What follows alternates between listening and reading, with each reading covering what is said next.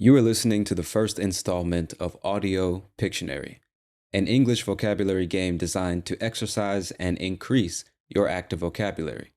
I'm your host, Tony Kaizen, and the game you're about to play is a simple one. So let me break it down for you. There will be 3 rounds.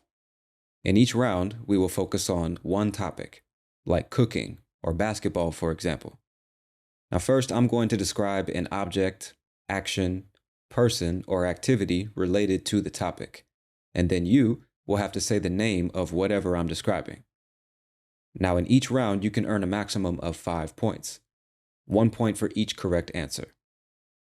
So put your thinking caps on, ladies and gentlemen. It's time to picture this audio. Audio Pictionary is brought to you by Real English Radio, a podcast for people who want to learn real spoken English in a practical way. For access to episode transcripts, PDF study guides, and bonus podcast episodes, visit patreon.com/Real English Radio.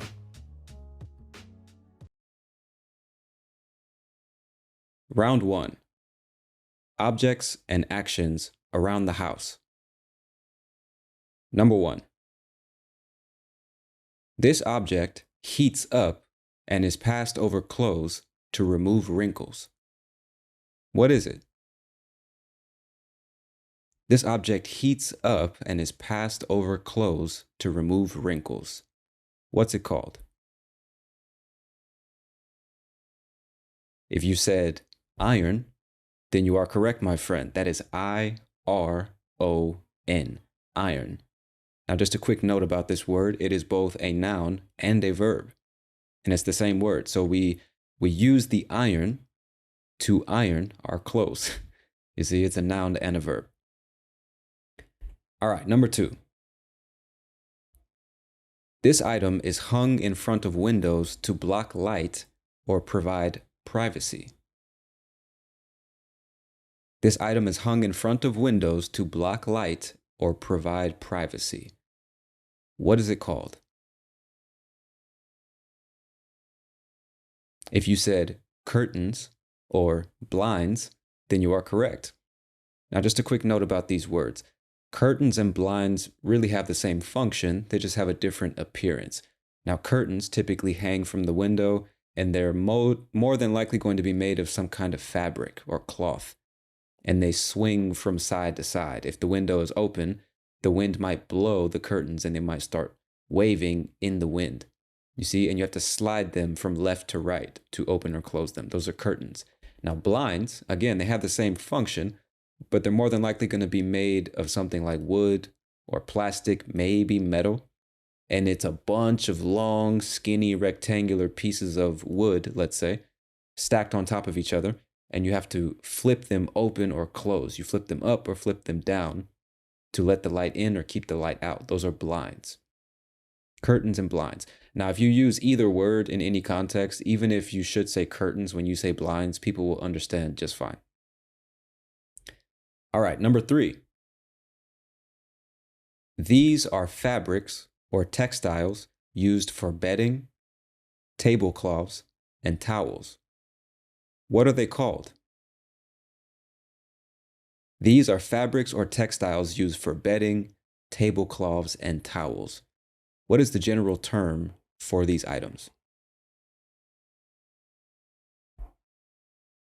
If you said linens, then you are correct, my friend. That's L-I-N-E-N-S,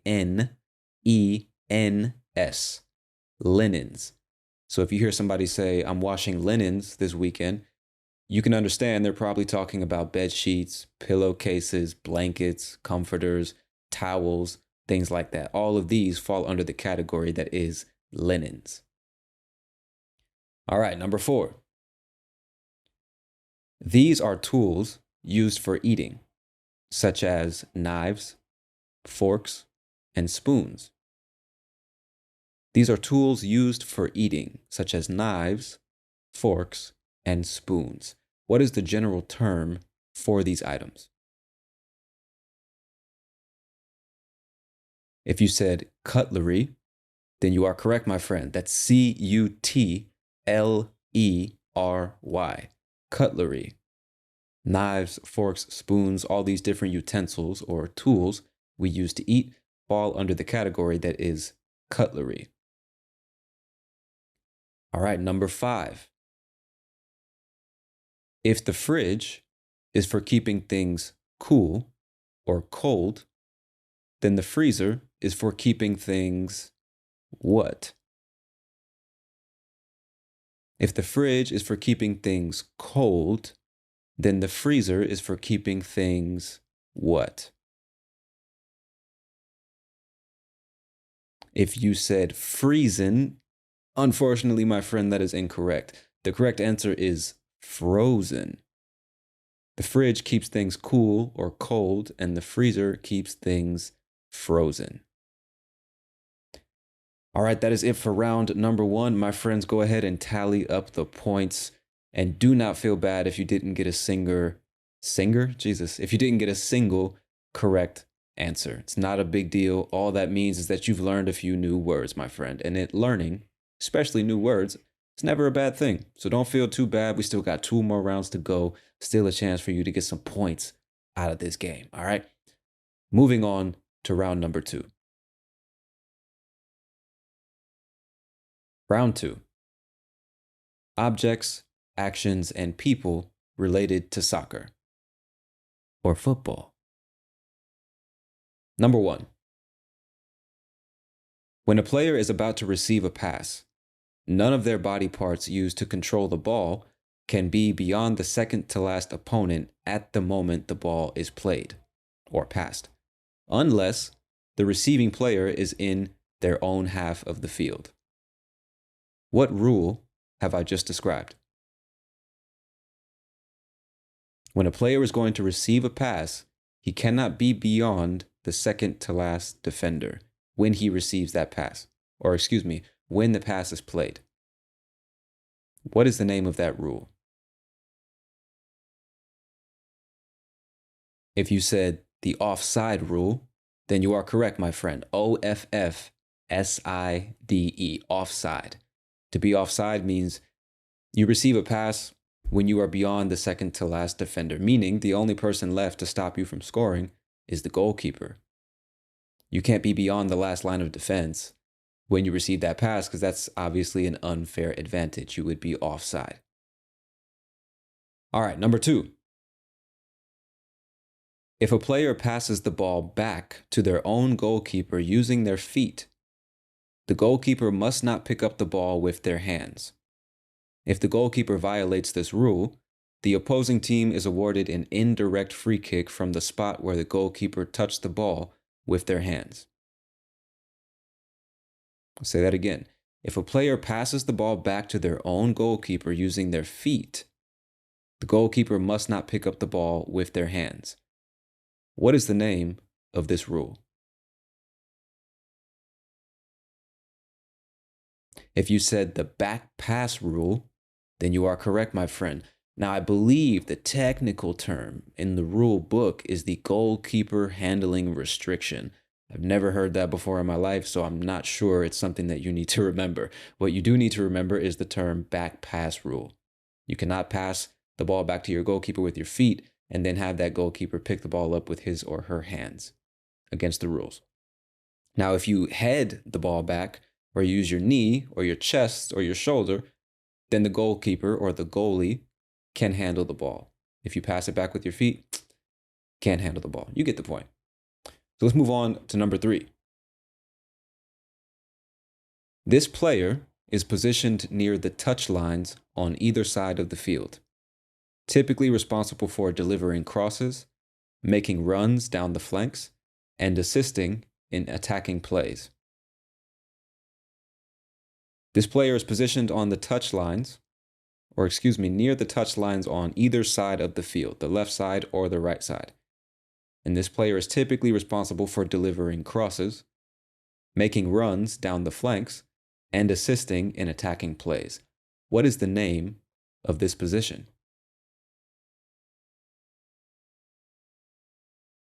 If you said winger, then you are correct, my friend. The attacking player on the left side and the right side of the field are usually referred to as wingers. For example, Messi, Ronaldo, Neymar, Iron Robin, Gareth Bale, Sadio Mane, Ryan Giggs, Frank Ribery. These are all famous wingers. Now, you'll also hear these players referred to as forwards, and that's, at least in my understanding, a word that's used to refer to any attacking player. It could be the striker, the attacking midfielder, or the wingers. All of these are forwards.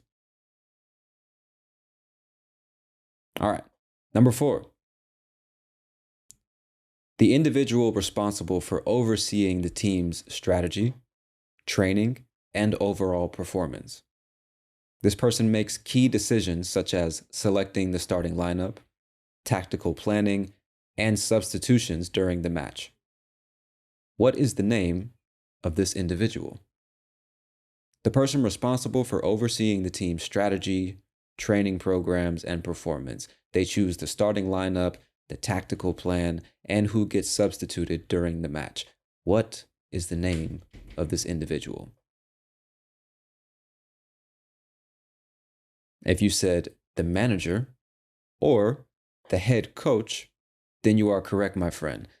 Now, just as a side note, the word manager is typically used in Europe. In the United States, you'll almost always hear people say head coach. For example, Sir Alex Ferguson is the former manager or head coach of the great Manchester United. All right, number 5. This action is a defensive maneuver where a player uses their feet or legs to dispossess an opponent of the ball. This can involve sliding on the ground or using a standing challenge to intercept the ball. What is the name of this action? When a player uses his feet or legs to take the ball away from his opponent, the player might slide or use a standing challenge to intercept the ball. What is this action called? If you said tackle, then you are correct, my friend. That's Tackle, to tackle someone in the game of soccer or football. Describes trying to take the ball away from your opponent by sticking a foot in, by sliding, something of that nature. That's tackling. Now, in American football, tackling is something slightly different. You're not necessarily trying to take the ball from your opponent. In American football, to tackle another individual means to basically wrestle them to the ground, to hit them as hard as you can so that they fall to the ground. That's what it means to tackle somebody in a general sense, at least in the US. But in soccer or world football, tackling is what I just described a few minutes ago. All right, that is the end of round 2. My friend, how you doing on points? You know, I'm not judging either way. Even if you only got a single point, don't worry about it. Remember, the point of this game is to exercise and increase your active vocabulary. So if you didn't get them right, all that means is you're learning, my friend. And if you got them all right, all that means is you're exercising. They're both necessary. So let's move on to the third and final round. Round 3. Objects related to cars. Number 1. This object is the large glass window at the front of a car that provides visibility for the driver. This object is a large glass window at the front of a car, and it provides visibility for the driver. What is this object called? If you said windshield, then you are correct, my friend. That is WINDSHE. No, it is not. If you're writing, erase that. Let me say it again. WINDSHIELD. Windshield. Windshield. This is the large glass window at the front of the car that provides visibility for the driver. All right, number 2. This object is the lever used to change gears in a manual transmission car. So we have automatic cars and manual cars.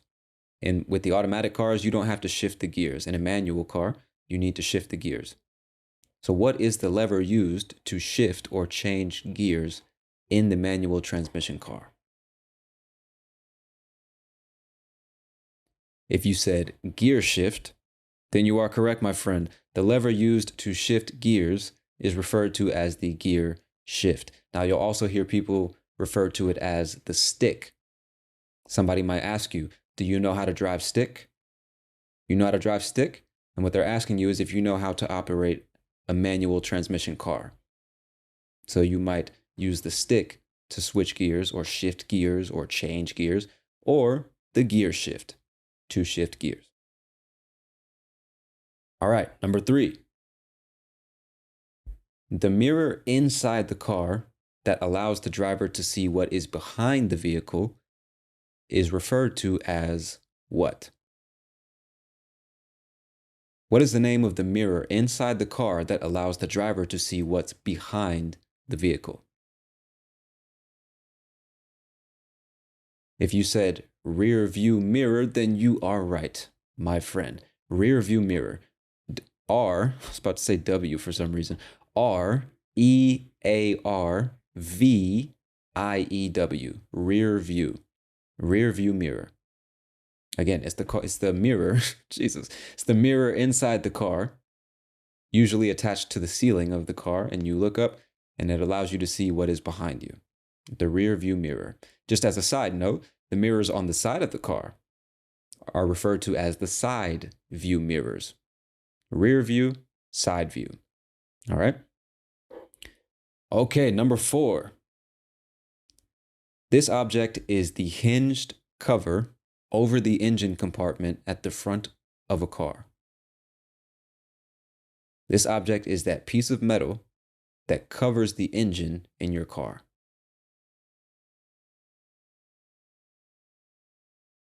If you said the hood, then you are correct, my friend. That's HOOD, hood. The hood of the car is that piece of metal that you can pop open, lift up, and then work on your engine. You actually hear people say, pop the hood. Hey, pop the hood real quick. You're driving on the freeway, the engine starts smoking. There's clearly something wrong, so you pull over. You slowly decrease your speed and pull to the side of the road. And then you pop the hood. Hit that little button, get out of your car, and lift up the hood to see what's happening with the engine. That is the hood. All right, number 5. This object is the rubber covering on the wheel of the car that provides traction and absorbs shock. It's the piece of rubber that covers the wheel and it provides traction and absorbs shock. Without this object or this item, it would be very, very, very difficult to drive a car. If you said tire, then you are correct, my friend. That's TIRE, tire. The tires of the car, those pieces of rubber that wrap around the wheel and give you traction. Something for the car to grip the road and move forward more easily, right? Those are the tires. And what do we do with the tires? We fill them with air and hope that they don't go flat, right? A tire with no air inside is referred to as a flat tire. Maybe you're driving down the road and you roll over a nail or a piece of glass or something sharp and it punctures or puts a small hole in your tire. You will eventually have a flat tire because all the air is going to escape, right? All right, my friends, that is the end of round 3. So go ahead and tally up those points. You can get a maximum of 15 and I guess a minimum of 0. And if you got 0, like I said, don't feel bad, man. It's just a game. It's just a game. We're just having a little bit of fun out here learning English. All right. And if you didn't get any answers right, then you learned 15 to 20 new words. I don't know exactly how many it was, right? But you had a little bit of fun. You exercised your English. You learned some new words. That's the whole point. So don't feel bad if you didn't get them all right. All right. There will certainly be more games, more matches, more chances to win the gold. So hang in there. You know, keep your head up, son. You got this. Now, to all the Patreon subscribers, I highly suggest that you check out the vocabulary guide for this episode to see all the vocabulary words definitions, example sentences, as well as a very useful exercise to put all this stuff into practice. You got to practice your reading, your writing, your listening, and your speaking as often or as frequently as possible. And there's an exercise in the vocabulary guide for this episode that will help you do exactly that. But that is it for the first installment of Audio Pictionary, my friend. And as I'm saying this to you, I guess I should explain the name Audio Pictionary. I don't know if you guys play this game where you're from, but Pictionary is a game in which somebody has a piece of paper or something and they draw an image, they draw a picture of something, and we have to guess what it is that he or she is drawing. That's Pictionary. So Audio Pictionary is me describing objects. You have to imagine them and then tell me what it's called. That's where the name comes from, just in case you were confused about that. But anyway, that's the first installment of Audio Pictionary. My friends, I hope you enjoyed. Remember, practice your reading, practice your writing, your speaking, your listening, all that every single day. You got to use the vocabulary and talk about and listen to things that you know nothing about so that you're also learning new words and phrases. All right, it's very important to remember that, my friends. But I'm going to get out of here. That is another episode of Real English Radio in the books, my friend. I am your host, Tony Kaizen, and I'll talk to you soon. Peace.